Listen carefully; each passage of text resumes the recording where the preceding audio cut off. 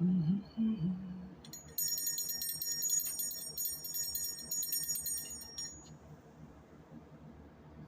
right, welcome everybody. We are doing a coffee and rose reading today.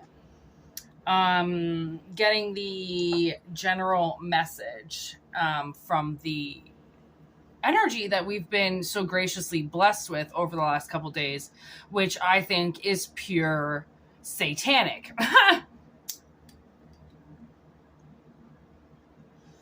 So, like I always say, take what resonates. Sorry, leave what doesn't.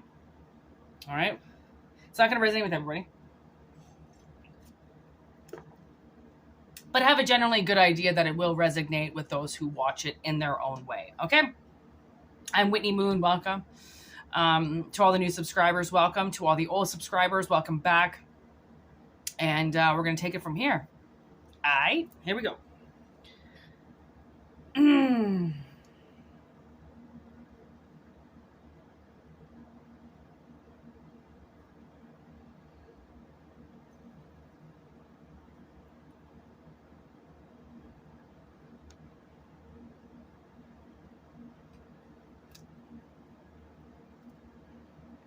Okay, so right away I'm getting something has been stuck. All right? And it's taken a long time to come out. I've got an owl here. Wisdom coming in. There's like this cocoon sitting right in the middle. That's all I can see it as like a moth cocoon. I added some colors in there as well, but because it's coffee, obviously, I was hoping maybe I'd catch just a little bit of the color, but I think I am a little bit in the glass here. So we've got a little bit of blue coming out. So I do feel like communication definitely coming in, or learning how to use your communication, right? Learning how to use your box, your voice box, learning how to decipher the words in your mind for the words to come to your mouth. I feel like there's a lot of energy around you. Like, I feel like there's a lot of things that don't want to leave you alone. All right. So it's best to, like, I do feel like there's dead people around you. Okay. Or I'm getting the sense of like maybe death. There's a crucifix, like almost like a gravestone right in the middle on like a mountain of dirt. We got the symbol, the alchemical symbol for fire.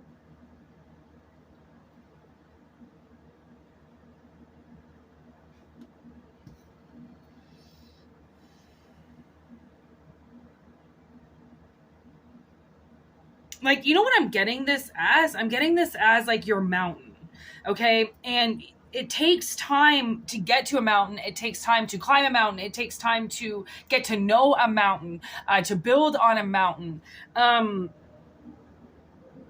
But it's not that it can't be done. It's not that you're not headed towards that mountain, you know? Like, that's going to be your home. I mean, with the wisdom and the people around you, I feel like this is where you play a huge role in deciphering the message for yourself, because I think some information is coming in, definitely some communication. There's a transformation, okay, which is along the lines of like that death energy. Okay. I'm also seeing like a scorpion. Okay. That would probably be death energy as well. Almost like something is trying to like scare you, or it's like trying to attack you, or it's trying to keep you somewhere, and it thinks that if it flaps its big scary wings that you will stay where you are. But the world is telling you not to stay where you are, to keep moving forward, and to see almost like the world as this giant mountain, you know, like everything, there's almost a labyrinth in anything, right? Anything you're trying to get through, anything you're trying to cultivate, there's steps and there's things that you have to do, right? And information that you have to follow. And I think you've built so much for yourself that now we've got this kind of like sweeping energy coming in to be like, all right, this is your ultimate transformation. This is ultimate. This is what kills people ultimately, right? From bad to angelic, or from angelic to bad, or from 3D to 5D, something like that. Right. And there's a lot of, I feel like a lot of dead ends you've gotten to, a lot of mazes that you were put in, a lot of transformations, a lot of beauty in what you discovered along your way and what you discovered along your path. A huge question mark as to where you're headed next, you know, like what are you going to be doing next? And the whole motion of moving forward is to keep an open mind. Right? That if you know that you want to go somewhere, you know you want to travel, or you know you want to move, you know you want to expand, explore, create, that revenue has to stay open. Right? Open to what you're trying to cultivate ultimately, right? You have to stay open to possibilities, because nobody knows the direct path of things for you, right? You're allowed to take detours, you're allowed to take side roads. You're allowed to take steps that not everybody does. Okay? Aquarius, 6th house. I still don't know my planetary glyphs as well as I would like to. I thought that, no, that's not Mercury. That's Pluto. Scorpion energy right there. I knew it. I saw the Scorpion. I saw the old Scorpion in the reading. So this is definitely transition. Okay? Work and routine.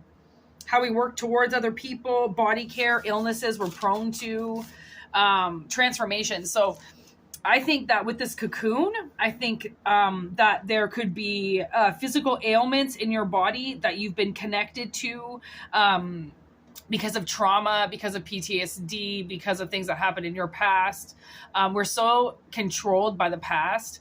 It's really hard to get it out of our daily routine. It's really hard to get it out of our system because it's embedded into us. That's all we know. It's programmed into us. So the world is kind of like you're transforming out of your programming and being deprogrammed, you know, like you're having your hard drive cleaned out, and you will obtain the information that you need along the way, and you also will sustain the information in your head that you need. It's not going to clear everything from you. It's not going to clear your whole past, but it definitely will clear out things that you don't need anymore. So you will find yourself starting to forget about the past. And that's a good thing. That means you're starting to settle down. It means you're getting into current energy, right? When you're no longer thinking about the past, how fucked over you were, what somebody else is doing, why is there no justice? How come I haven't moved forward? What's going on with them? Why do they seem like they're succeeding and I'm still declining, right?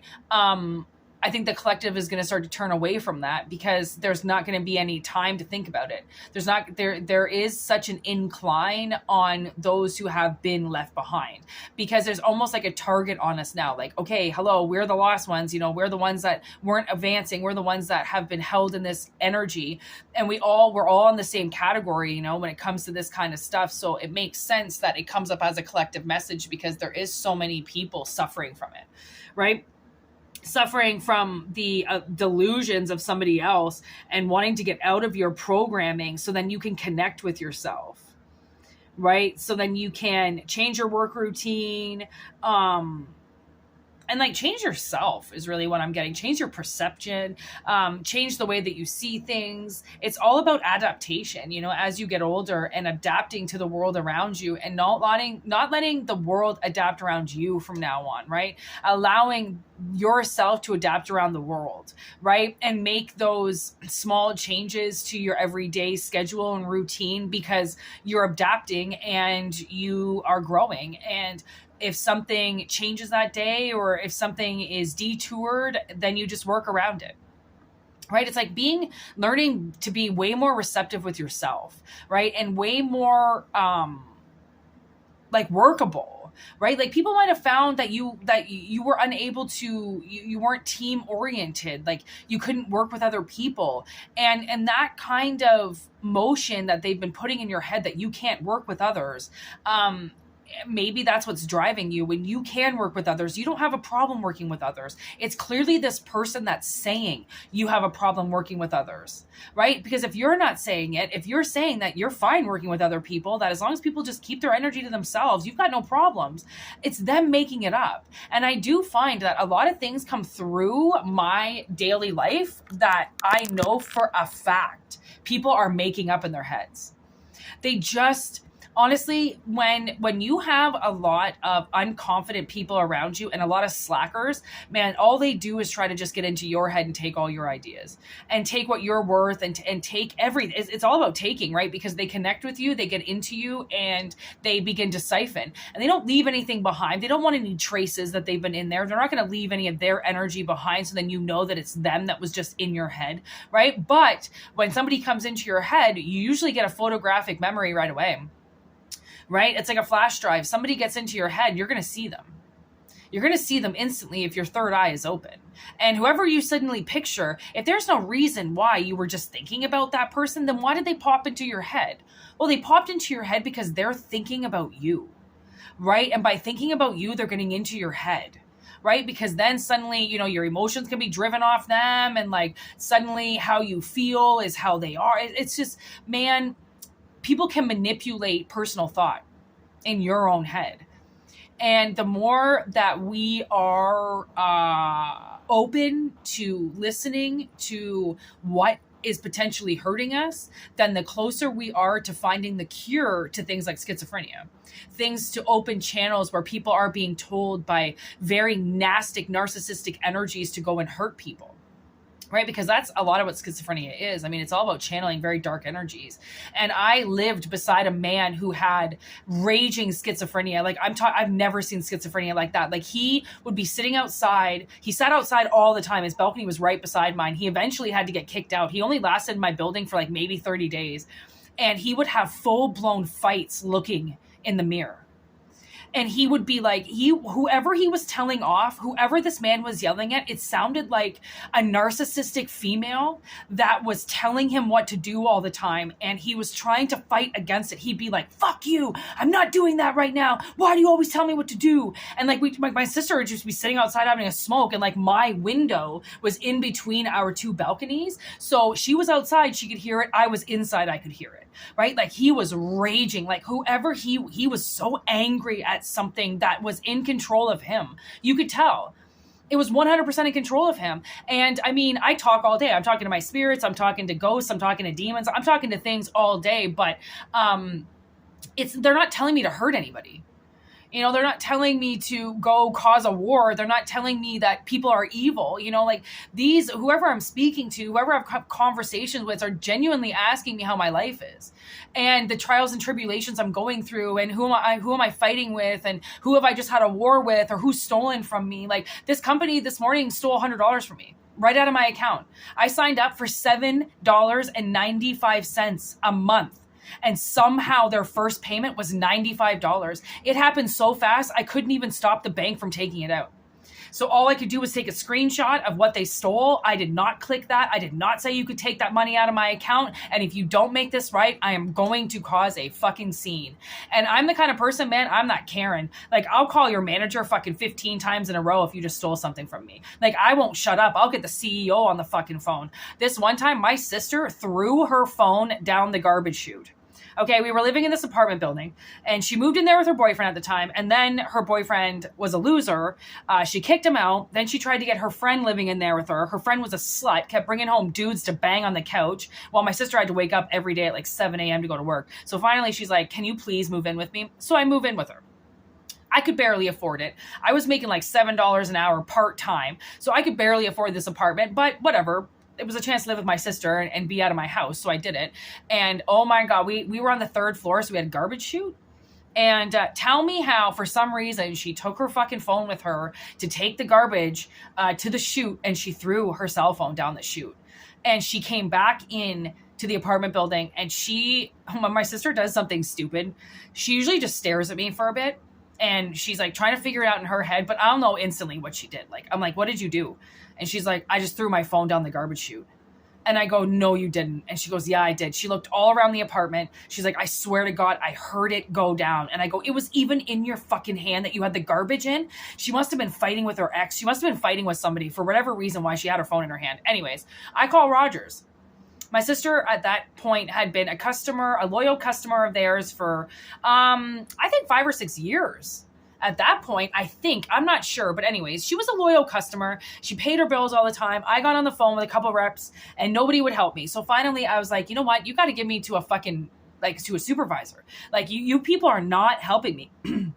So I get to the supervisor within 5 minutes or so. The supervisor had a brand new LG phone, just newer than that version, because actually Rogers didn't have that version of her phone anymore. They sent out a brand new LG version that next day to Rogers for her to go pick up, even though she threw it down the garbage chute. Like, I was adamant. I was like, there is no reason why you cannot comp her a phone. You buy phones for $20 overseas. This is ridiculous. She spent $800. And the thing was, is that she was on a payment plan. So I was like, she'll continue to make her payments. Like, she'll continue to make her payments, but you're crediting her a phone. Like, if you want her to make the payments, you want her to pay the bill, she's got to have a phone to do it. And I had a phone sent to her, like I said, the next day.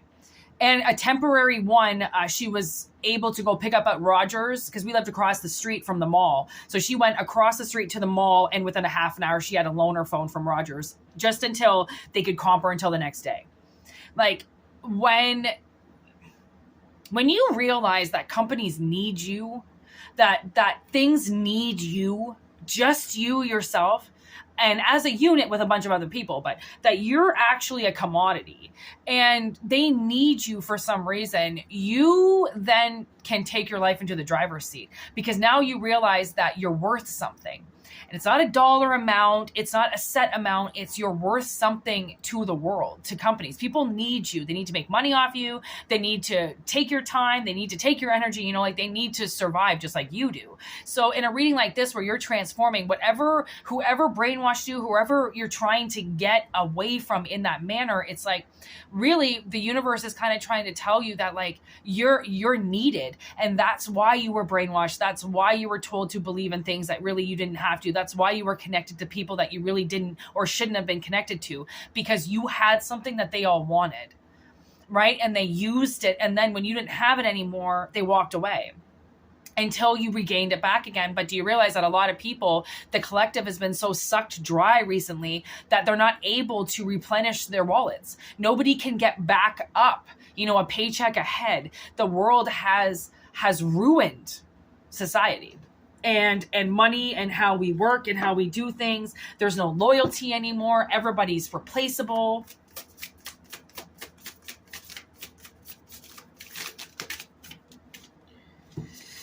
Okay, a lot of demons fell, so we're going to pick one out of the group. Which one are we going to pick? Okay, this one and this one. All right. Vasigo and Dandelion. So the High Priestess in the Tower. Wow. The High Priestess and the Tower. So it's almost like systematically you know what has been programmed inside of you is ready to come down. Literally. Okay? You're ready to make all new beliefs, all new values, all new words. Like, you are ready to change yourself, and not only change yourself, but then show those visions to the world. Your confidence will be so high that you will radiate what you speak. Okay? So that's why we're in the death Aquarius transformation era here, where we actually have an earth sign, an air sign, and a water sign. So the only thing we're missing is fire. And look, I've got a candle burning. So don't worry, you've got your fire. Okay. So I feel like this is a time to almost like rage war against those people that are talking in your head. or who have brainwashed you. You know, when you do something and then you hear your mother's voice, like, you're not supposed to do that. I told you not to do that. You know, like that's what you're raging war against now, is so then you don't have to listen to somebody's outdated programming, outdated biased thinking. Okay. Of this is how the world is. No, it's not. You're 20 years behind, mom. No, it's not. You're 50 years behind, grandpa. We're not in that era anymore. We've changed. We've evolved into something else. Okay. And that's what you have to do. The world is like, you are ready to take this tower down and learn and uncover what is inside of you. Your generational traits, your characteristics, your ancestors, the things that you have carried with you from generation to generation, the spells you know, the magic you know, the things to cultivate, how to use your third eye, all those things you've brought with you. But they didn't want you to use because that would show how far off they are on the path of life. That they are systematically holding on to something that hasn't changed because they're programmed to believe that once the government changes it, we're ready. No, once you change it in your mind and elevate, you're ready. Not when somebody else tells you you're ready to do something. Okay, that's the part of the transformation. That's all these things around you, right? You've got way too many opinions around you, and you've got to square and narrow that down to your opinion and your opinion only, right? Especially if you are a channeler. Now I'm getting my friend who was actually married for a long time. And the thing is that his wife was in his head, and she is so much in his head that I would see him physically react to hearing her name. He couldn't hear her name, see her name, hear her voice. He was so corrupted by her that he was going to get in trouble because he was married to somebody who had more in this lifetime than he did. He didn't want to lose that.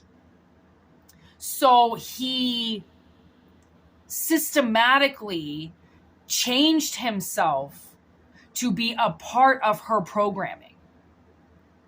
And it might affect him until the day he dies. It just depends who he decides to get into a relationship with. If he decides to stay single, if he ever decides to get back together with her, it just depends. What he decides will be his healing and his destiny, right? Because if you've had a spouse who has controlled your every thought since you either sign that contract or had sex for the first time or decided you were dating, if someone's been controlling you, that complex trauma that is going to affect you might be just as bad as what they call shell shock, right? Because sure, okay, these guys are dodging bullets and killing people. It's different. But when you go through something over a long period of time, okay, war is short. It seems like you're long there, but the period of time is short. Okay, we're talking about a long period of time that seemed to have gone by really fast. Okay, that's the illusion. Okay, and this long period of time has been the deciding moment of how to brainwash you, how to control you, how to keep you maintained and controlled and abused, basically. Okay, so it's time to break the tower down. It's time to alchemize. It's time to hide yourself from these people, okay, and introduce your own high priestess. Whereas you are listening to you. Your high priestess will connect with energies that want to help you, connect with energies that want to help elevate you into the higher collective, and you will no longer be subjected to energies that want to tell you what to do, because you realize that we live in a world where a bunch of people, man, they just want to tell people what to do. I often feel like people actually just want to be parents so then they can tell their kids what to do, right? Because they were told what to do for so long that I feel like these bitches, these little girls, these little boys that just want to tell people what to do, they only want to tell other people what to do because they don't know how to tell themselves what to do. right? And then the people who have been controlled, that have never been able to tell themselves what to do because they've only been listening to somebody else who's been telling them what to do, they now have to allow this tower to come down and take the reins back. They have to take control of their life, because the only way that you get back your life is to take control of it. And if you want your own thought patterns back, you have to delete what's in there taking up space. Because your head is very much like a disk drive. You're holding on to things, you're holding on to files, you need to delete things, you need to delete passwords, you need to delete friends, you need to delete documents, right? You need to delete evidence, events, right? Things that you're holding on to that are triggering you from the past. Like, learning to let go is ultimate healing. That's the transformation. Learning to let go of your mother's words, of your mother's thoughts. That's not the way you have to live. That was one person's opinion in a world of 8 billion. So imagine the stats on that shit, right? My tinnitus just went off. I feel like someone's talking about me. I don't know if that's a good thing or a bad thing, but I mean, you could be even being talked about, right? And people are finding you weak and saying that you listen to everybody else and you don't take a strong initiative and you don't, you're not a good leader. And that's where you've got to change paths, because you are a good leader and you do know how to stand up for yourself. And all you have to do is start listening to yourself and not to the chatter of everything around you, because there are things around you that are programmed to say stuff and trigger you, just like it did as a kid.